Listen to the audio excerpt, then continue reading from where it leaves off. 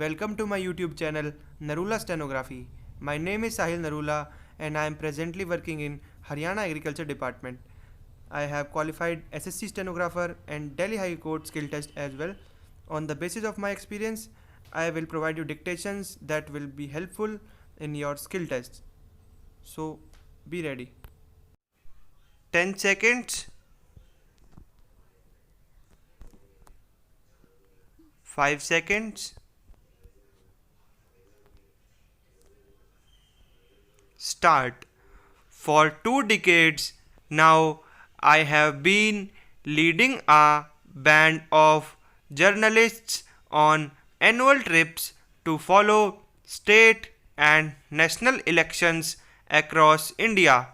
Of all my global travels, I relish these journeys the most as a way to explore the country I love, an added pleasure at election time when India truly comes alive. But what has become increasingly clear to me over time is that, at least from an economic standpoint, the outcome of the elections is irrelevant. 70 years after independence, India has changed in many ways but is more or less the same in one. There is no connection between politics and economics. In the last decade, it seemed for a while that a link was building between politics and economics as the few high profile state chief ministers who delivered strong growth were re elected. The rate at which voters rejected the current candidate dropped to a low of 50% last decade compared to the average of 65% that had prevailed since multi-party democracy took root in the 1970s. In this decade, however, voters have switched back to their default mode of throwing out the current occupants almost regardless of their economic performance. There have been around 30 major state elections since 2010, and during this period, the state chief minister once again faced a two-thirds probability of losing his or her re-election bid, even if a state economy had grown faster than the national average. In fact, going back to 1981, when state GDP numbers first became available, records show that even if chief ministers delivered an annual economic growth rate faster than 8%, they faced a 58% chance of getting tossed out of office. When Prime Minister Narendra Modi came to power over 3 years ago, expectations were high that he would have a dramatic effect on the country's economic prospects. Yet, for all his power, Modi is having much less impact on the economy than either his detractors or supporters imagine. Just a surprising, this disconnect is hardly hurting him politically. He remains very popular with the masses who increasingly favor a strong nationalist leader.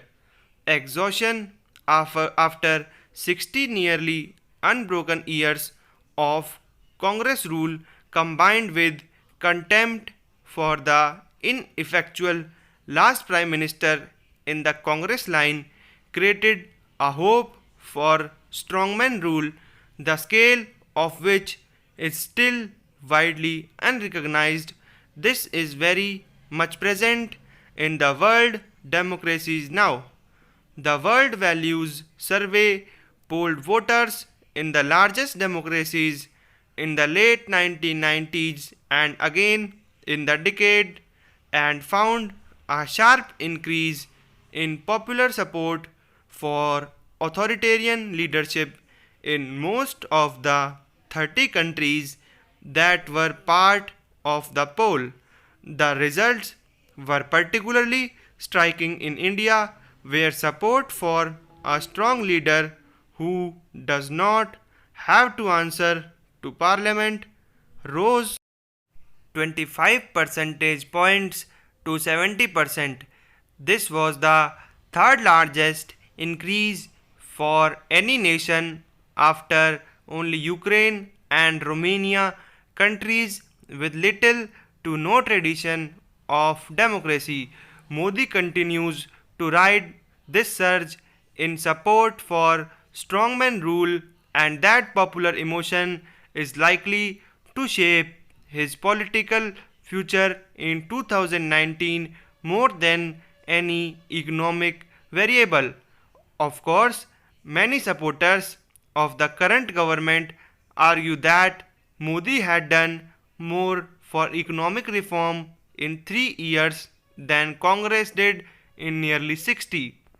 Maybe over time that will prove to be the case, but for now, both the nature of economic growth and the stock market's performance suggest that the impact of the government has been rather limited on the country's economic prospects.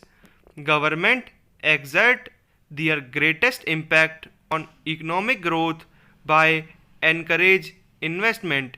In India, as in many countries, investment growth has been weak since the global financial crisis of 2008.